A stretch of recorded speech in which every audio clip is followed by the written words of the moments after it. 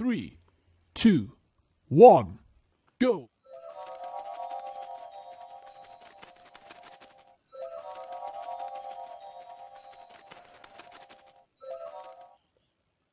नमस्कार। आइए, आपका स्वागत है हमारे यूट्यूब चैनल आकाश लेक्चर में।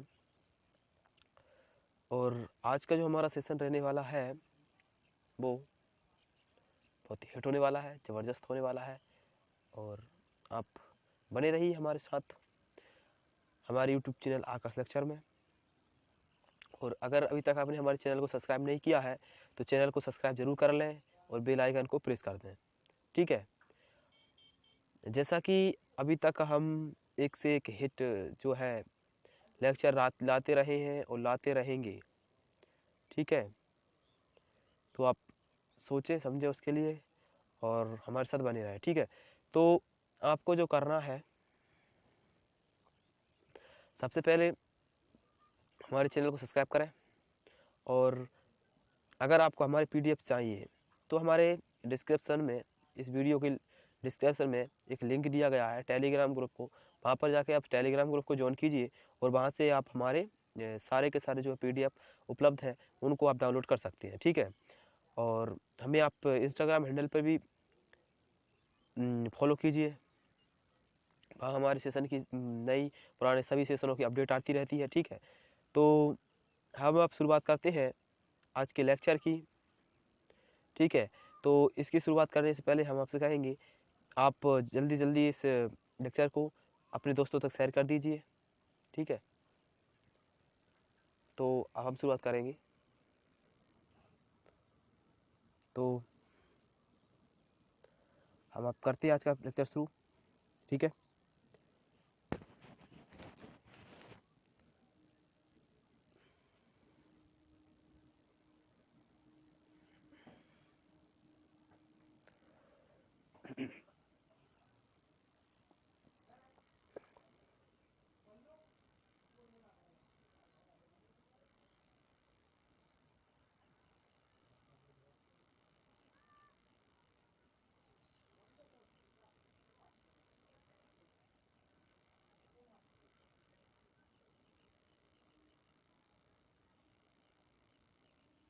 तो आइए चलते हैं। अब सबसे पहले जो आज का है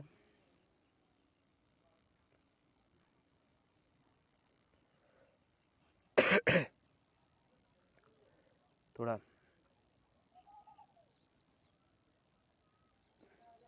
तबीयत ठीक नहीं चल रहा है, लेकिन शुरुआत करते हैं हम।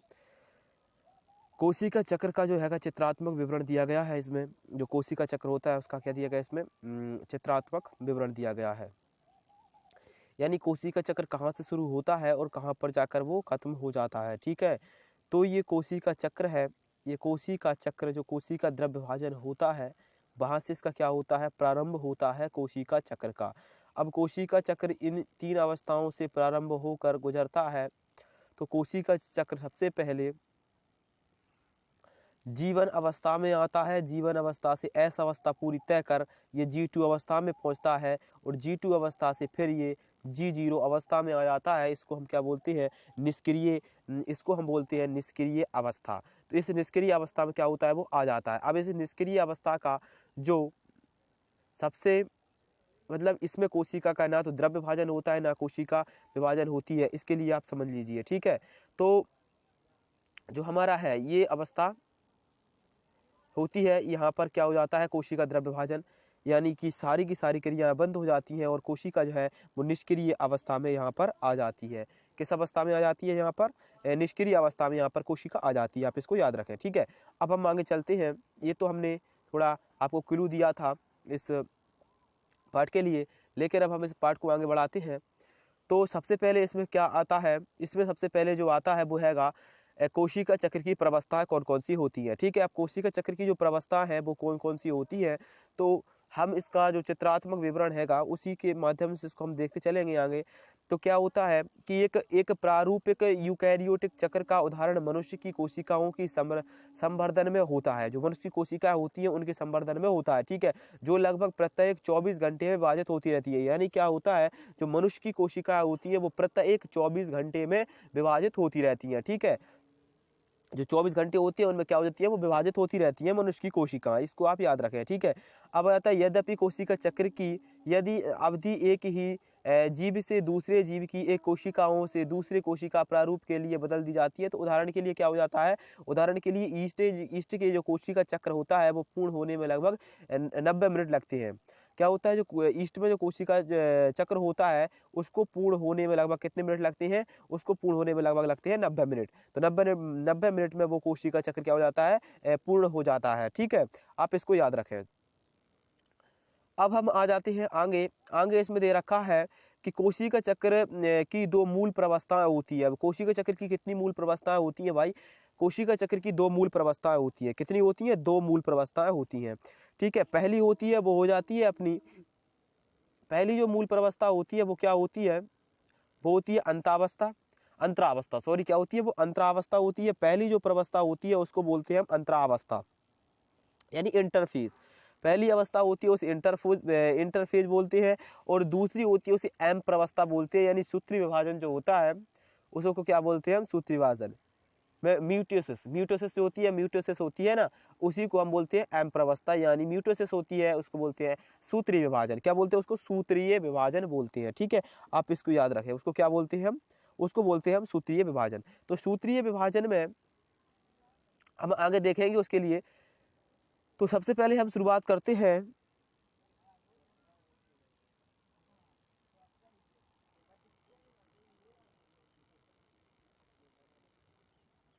ठीक है, रुक जाइए, इसे सही जगह फिट कर लेते हैं।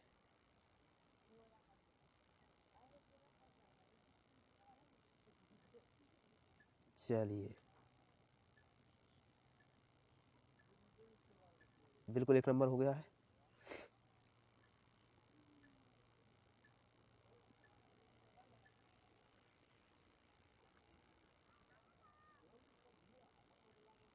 चलो तो आगे बढ़ते हैं। अब इसमें क्या हैगा, सबसे पहले जो सूत्री विभाजन यानी एम अवस्था उस अवस्थाओं को व्यक्त करती है जिसमें वास्तव में कोशिका विभाजन या समसूत्री विभाजन होता है। यानी कोशिका विभाजन भी होता है और समसूत्रीय विभाजन भी उसमें होता है। यानी कोशिका विभाजन तो होगा ही होगा, उसमें क्या भी होगा, समसूत्री विभाजन भी उसमें होगा, जिसमें वास्तव में कोशिका विभाजन या समसूत्री विभाजन होता है। और अंतरा अवस्था दो क्रमिक एम प्रवस्थाओं के बीच की प्रवस्था होती है।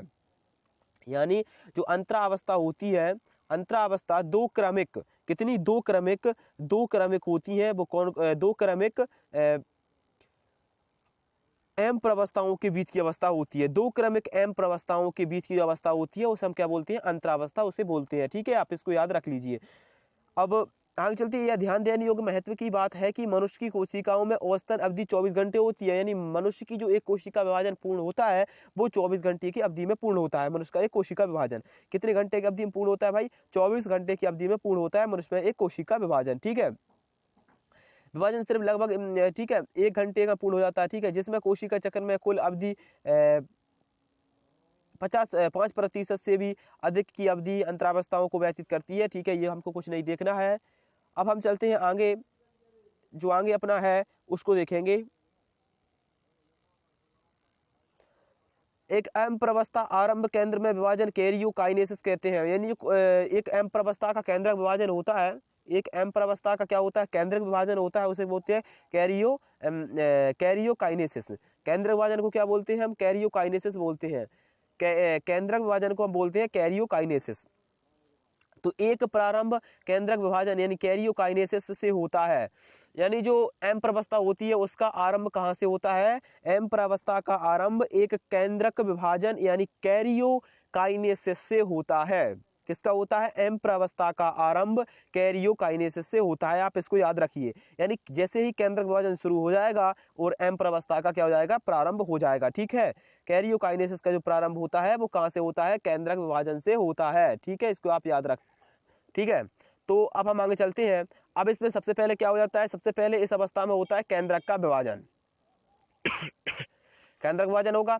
अब केंद्रक विभाजन के बाद क्या हो गया, जो कि संतति गुणसूत्र के पृथक्करण यानी संतति गुणसूत्र है उनका क्या हो जाएगा। इसमें मतलब ये है कि एम प्रवस्था का जैसे ही प्रारंभ होगा इसमें क्या होगा, केंद्रक विभाजन होगा जिसे हम कैरियोकाइनेसिस कहेंगे। अब केंद्रक विभाजन के जो होगा उससे जो संगत संतति गुणसूत्र हैं उनका पृथक्करण भी हो जाएगा इसमें, यानी कि जो गुणसूत्र हैं उनका क्या हो जाएगा, पृथक्करण हो जाएगा। ठीक है, और इसका जो अंतः कोशिका द्रव्य, जो कोशिका द्रव्य है इसका, उस कोशिका द्रव्य का इसमें क्या होगा, विभाजन होगा।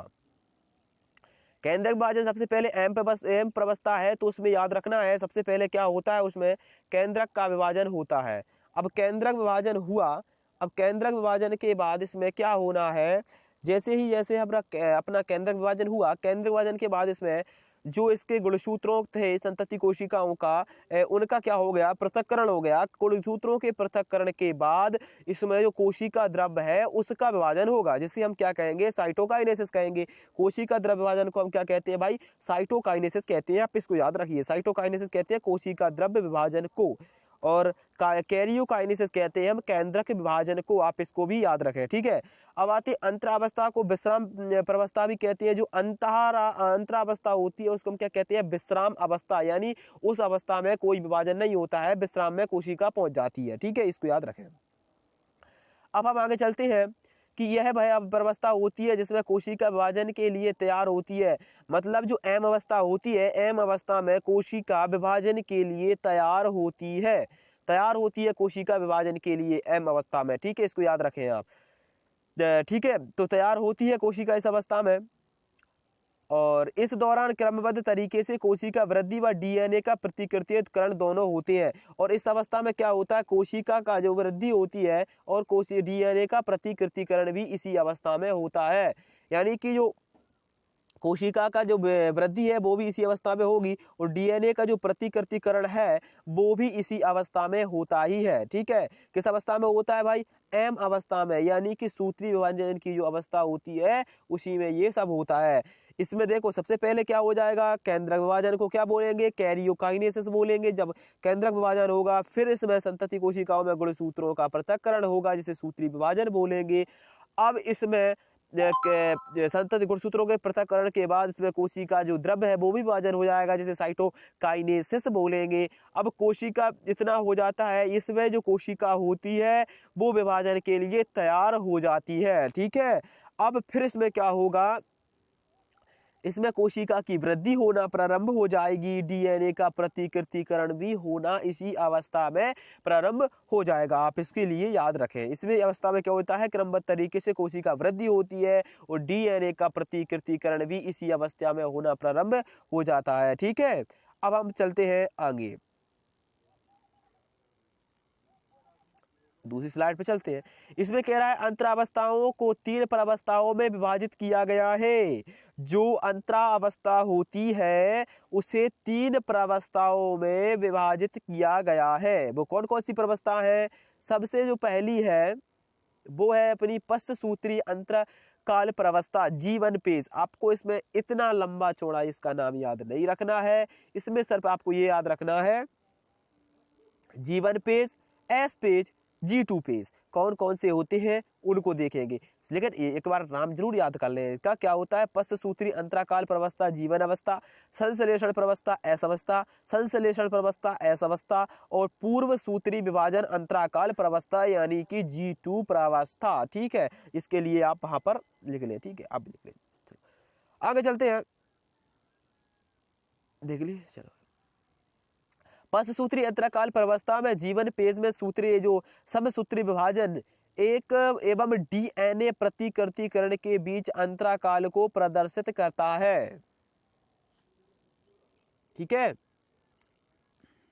ठीक है, तो ये अपना क्या हो गया, इस क्लू को आप पॉइंट कर लें, किसको,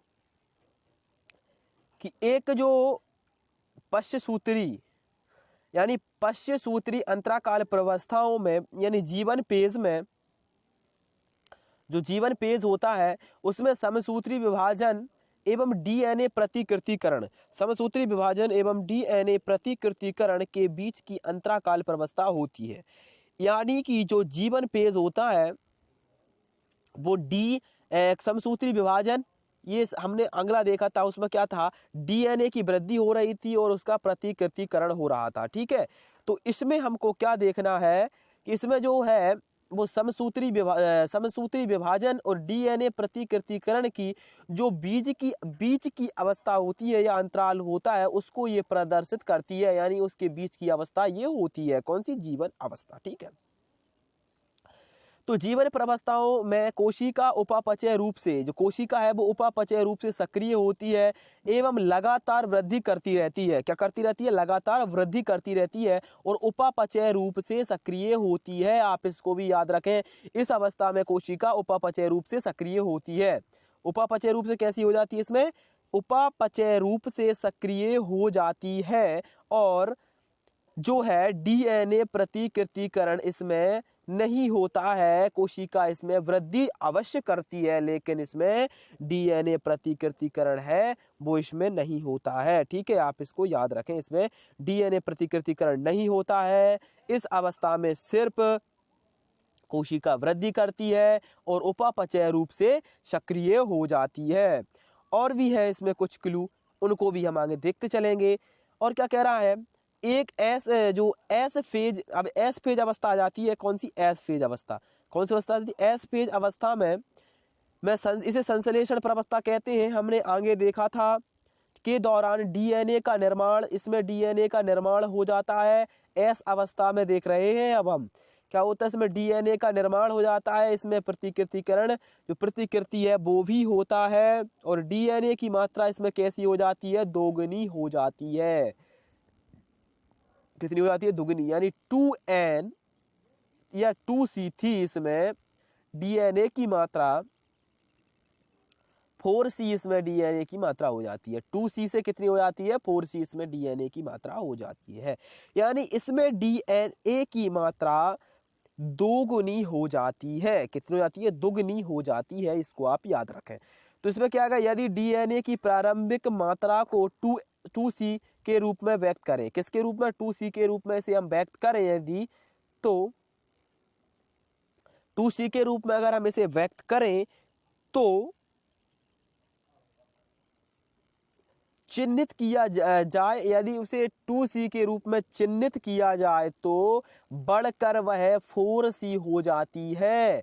यद्यपि गुणसूत्र की संख्या में कोई वृद्धि नहीं होती। यानी इसमें ये होता है कि गुणसूत्र की जो संख्या है उसमें तो कोई वृद्धि इसमें नहीं होती, लेकिन इसमें कोशिका जो संख्या में कोई वृद्धि नहीं होती, लेकिन इसकी मात्रा बढ़ जाती है, यानी 2c से 4c इसमें हो जाती है। अब अपन बात करें किसकी, जीवन प्रावस्था की। अभी हमने दो प्रावस्था देख ली, तो जीवन प्रावस्थाओं में कोशिका द्विगुणित है, यानी 2n है, तो वो एस प्रावस्था के बाद वह जीवन अवस्था में थी, तो अर्थात वह n2 होगी। जीवन अवस्था में कितनी थी, n2 थी, 2n थी, तो वह 2n होगी। लेकिन प्राणी में एस प्रावस्था के दौरान केंद्रक डीएनए जैसे ही प्रतिकृतिकरण प्रारंभ होता है, वैसे ही तारक केंद्र व कोशिका द्रव्य में प्रतिकृतिकरण होने लगता है। उसके तारक केंद्र में या सेंट्रोसोम में और कोशिका द्रव्य में प्रतिकृतिकरण होने लगता है। कोशिका वृद्धि के साथ सूत्री विभाजन हेतु G2 जो प्रावस्था के दौरान प्रोटीन का निर्माण होता है। इस अवस्था में जो है उसमें प्रोटीन का निर्माण भी होता है। इसकी जो आगे वाली बहुत इम्पोर्टेंट जो है जो अवस्थाएं, उनको हम आगे देखेंगे।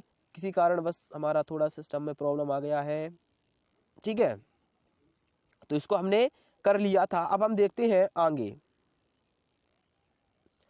क्या होता है। प्रोण की कुछ कोशिकाएं विभाजित नहीं होती है, जैसे हृदय की कोशिकाएं। अब प्रोणों में जो प्रोण मतलब ये बोले कि जो भी वयस्क लोग होते हैं उनमें जो हृदय की कोशिकाएं होती हैं वो विभाजित नहीं होती हैं। आप इसको याद रख लीजिए। ठीक है। अब अनेक दूसरी कोशिकाएं यदा कदा विभाजित होती हैं, ऐसा तब होता है जब क्षतिग्रस्त या मृत कोशिकाओं में को बदलने की आवश्यकता होती है। मतलब जो क्षतिग्रस्त या मृत कोशिकाएं होती हैं उनको बदलने की आवश्यकता होती है, तब इस कोशिकाओं में विभाजन होता है, अन्यथा इन कोशिकाओं में क्या है, जो विभाजन नहीं होता है। ठीक है। अब हम आगे देखेंगे, जो आगे विभाजित नहीं होती है तो जीवन अवस्था से निकलकर निष्क्रिय अवस्था में पहुंच जाती है, उनमें कोई विभाजन नहीं होता है। तो वो जीवन जो अवस्था चल रही थी उस जीवन अवस्था से निकलकर वो निष्क्रिय G0 अवस्था, G0 अवस्था कैसी होती है, गो नहीं लिखा है, वो लिखा है G0 जो निष्क्रिय अवस्था थी उस अवस्था में वो पहुंच जाती है, इसको आप याद रखें। ठीक है। जिससे कोशिका चक्र में शांत अवस्था यानी G0 अवस्था, जो शांत अवस्था कौन सी थी, G0 अवस्था, इस अवस्था में कोशिका उपापचय रूप से सक्रिय होती है लेकिन विभाजित नहीं होती है। उपापचय रूप से तो सक्रिय होती है लेकिन वो विभाजित नहीं होती है। इसका विभाजन जीव की आवश्यकता अनुसार होता है। तो प्राणियों में सूत्री विभाजन केवल द्विगुणित काय कोशिकाओं में ही दिखाई देता है, जो द्विगुणित काय कोशिका होती हैं उन्हीं में सिर्फ ये दिखाई देता है। तो इसके विपरीत पादप में जो सूत्रीय विभाजन आगुणित एवं द्विगुणित दोनों कोशिकाओं में दिखाई देता है। पादपों में ये आगुणित में भी दिखाई देता है और द्विगुणित कोशिकाओं में भी ये दिखाई देता है, इसको भी याद रखना है।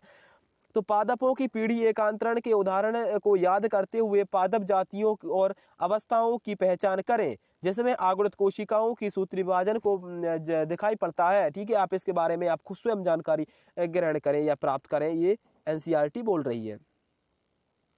अब हम आगे चलते हैं, तो हम इसमें क्या देखते हैं कि सूत्री विभाजन जो था M अवस्था, उसकी कुछ अवस्थाएं हैं, उन अवस्थाओं के बारे में हम इसमें डिटेल में देखेंगे। तो सबसे पहले हम देखते हैं, अच्छा थोड़ा सा बचा है, हम इसकी आज एक पूर्व अवस्था सिर्फ अकेली एक कौन सी अवस्था देखेंगे, आज पूर्व अवस्था अकेली देखेंगे और बाकी सारी जो अवस्था है उनके बारे में हम कल डिस्कस करेंगे, क्योंकि हम आपके लिए जो टाइम दे पा रहे हैं वो बहुत कम है, हमारे लिए भी इम्पोर्टेंट है, इसलिए हम आपके लिए थोड़ा सा टाइम निकाल के लाते हैं जिसमें हम आपको कराते हैं। और इसी बीच अब हमारी जो स्वास्थ्य है वो भी गड़बड़ चल रहा है, इस वजह से हम आपके साथ लेकिन फिर भी बने हुए हैं। ठीक है। चलो तो आगे चलते हैं। आप हमारे लाइव सेशन में भी जुड़ें वहाँ से भी, और आप हमारे टेलीग्राम ग्रुप को भी ज्वाइन करें। हम आपको एक बात और बता देना चाहते हैं कि जैसे कि हमने शायद 12th वालों को समझाया था या बताया था कि हमारा चैनल है वो कितना उठ चुका है, इन 45-46 दिन हुए थे तब, अब 50-60 दिन हो गए होंगे और क्या। उस अवस्था में हमारा चैनल था कि हमारे सब्सक्राइबर जो थे 1.1K में हो चुके थे, लेकिन आज हम कहते हुए हमें गर्व होता है कि हमारे सब्सक्राइबर जो हैं 1.5 में पहुंच चुके हैं, 1.5 में पहुंच चुके हैं। तो प्रतिदिन लगभग 20-25 सब्सक्राइबर हमारे रोज आ रहे हैं, उसके लिए आप सभी को लिए धन्यवाद, थैंक यू। अभी जैसे हम एक और सेशन लेंगे उसमें हम आप सभी को धन्यवाद कहेंगे। ठीक है। आगे चलते हैं। सूत्री विभाजन अवस्था एवं प्रवस्था, इसके लिए देखेंगे हम, यह कोशिका चक्र की सर्वाधिक नाटकीय अवस्था होती है। कैसी अवस्था होती है? सर्वाधिक नाटकीय अवस्था होती है, जिसमें कोशिका के सभी घटकों का वृहद पुनर्गठन होता है। क्या होता है? सभी घटकों का वृहद पुनर्गठन होता है। जनक व संतति कोशिकाओं में गुणसूत्रों की संख्या बराबर होती है, इसलिए इसे समविभाजन कहते हैं। यानी जो जनक होता है उसमें भी गुणसूत्रों की संख्या जितनी होती है, उसकी संतति में भी गुणसूत्रों की संख्या उतनी ही होती है। इसका मतलब ये हैगा कि जनक व संतति में गुणसूत्रों की संख्या समान होती है, इसलिए इसे समसूत्री विभाजन कहते हैं। इस बात के लिए आप याद रखें। ठीक है। इसे क्या कहते हैं? समसूत्री विभाजन कहते हैं। अब हम देखते हैं सुविधा के लिए सूत्री विभाजन को केंद्रक विभाजन की 4 अवस्थाओं में विभाजित किया गया है। उन 4 अवस्थाओं को हम नीचे देखेंगे। तो इसमें पहली अवस्था है पूर्व अवस्था, यानी प्रोफेज अवस्था। पहली अवस्था कौन सी है? प्रोफेज अवस्था है, आप देख लीजिए, ये आपको समझ। ठीक है, प्रोफेज अवस्था है। और दूसरी जो है मध्य अवस्था यानी मेटाफेज अवस्था है। और जो तीसरी है वो है पश्च अवस्था, एनाफेज अवस्था है। और जो चौथी है वो है अंत अवस्था, जिसे हम टीलोफेज अवस्था कहते हैं। ये 4 अवस्थाएं होती हैं एम प्रवस्था की। कितनी अवस्थाएं होती हैं? 4 अवस्थाएं होती हैं 4 अवस्थाएं होती हैं, ये 4 अवस्थाएं बहुत इंपॉर्टेंट होती हैं और इन 4 अवस्थाओं के अंदर भी कुछ अवस्थाएं होती है वो भी बहुत इंपॉर्टेंट होती है। ये पार्ट जो है नीट में 12 क्वेश्चन क्लियर कराता है, 12 मार्क्स आपके लिए क्लियर कराता है, 12 मार्क्स आपके लिए लेकर आता है। बहुत इंपॉर्टेंट ये चैप्टर होता है, इसको आपको छोड़ना नहीं है, मिस भी नहीं करना है। इसलिए आप बने रहे हमारे साथ और इस सारे के सारे लेक्चर को हमारे साथ आप देखते रहें, ठीक है। तो हम पहली अवस्था के बारे में बात करते हैं जो होती है पूर्व अवस्था। इसकी बाकी जो अवस्था है उनके लिए हम कल देखेंगे। तो अंतरावस्थाओं में एस व G2 अवस्थाओं के बाद में जो सूत्री विभाजन का पहला पड़ाव होता है, जो सूत्री विभाजन का पहला पड़ाव होता है वो होता है पूर्व अवस्था, ठीक है। तो S1 व G2 अवस्थाओं में DNA के नए सूत्र बन जाते हैं, लेकिन आप आपस में गुथे हुए कारण स्पष्ट नहीं होते हैं। तो गुणसूत्र पदार्थ में संघनन व प्रारंभ पूर्व अवस्था की पहचान है। इसकी पहचान क्या है? उसका प्रारंभ व उसकी पहचान। इसमें गुथे हुए होते हैं गुणसूत्र, इसलिए वो पहचान में नहीं आते हैं। तो इनका हम आपको कुछ चित्र बता देते हैं, इस टाइप से होते हैं, देख लीजिए ये होते हैं। इसमें ये प्रारंभिक अवस्था है, इसमें गुणसूत्र जो है वो आपको दिखाई नहीं दे रहे हैं क्योंकि ये आपस में गुथे हुए हैं। कैसे हैं? ये आपस में गुथे हुए हैं, इस कारण से आपको इसमें गुणसूत्र दिखाई नहीं दे रहे हैं। इन अवस्थाओं पर भी क्वेश्चन बनता है, आप इसको भी याद रख लीजिए। ये मैं इनमें से कोई 2 या एक कोई चित्र दे देंगे और पूछेंगे ये कौन सी अवस्था का चित्र है, इसको बताइए। आप वहाँ कंफ्यूज हो जाएंगे। क्यों नहीं? अगर आप इन चित्रों को देखेंगे तो आप कहीं पर कंफ्यूज नहीं होंगे, इसलिए आप इन चित्रों को जरूर देख लें, ठीक है। अब इसमें जो दूसरी आ जाती है वो होती है पश्च अवस्था में गुणसूत्र इस टाइप से होते हैं, थोड़े अलग टाइप के हो जाते हैं, गुथे हुए नहीं होते हैं, थोड़े सुलझ जाते हैं। और जो मध्य अवस्था होती है इसमें गुणसूत्र एक नई अवस्था में आ जाते हैं और गुणसूत्रों का जो गुथा हुआ वो एक दूसरे से पृथक हो जाते हैं और यहाँ चलते मध्य अवस्था के चलते चलते गुणसूत्र एकदम पृथक हो जाते हैं। ये चारों अवस्थाएं होती हैं गुणसूत्रों की, इस टाइप से इसमें गुणसूत्रों का आ जाता है। और आप सभी के लिए जो हमारे रेगुलर स्टूडेंट हैं, हमारी वीडियो को लाइक करते हैं, शेयर करते हैं, उनके लिए थैंक यू, धन्यवाद। अब हम आकर के मिलेंगे आपसे किसी एक नए सेशन में और उस वक्त हम आपके लिए कुछ नया ही लेकर आएंगे। थैंक यू, धन्यवाद, बेस्ट ऑफ लक।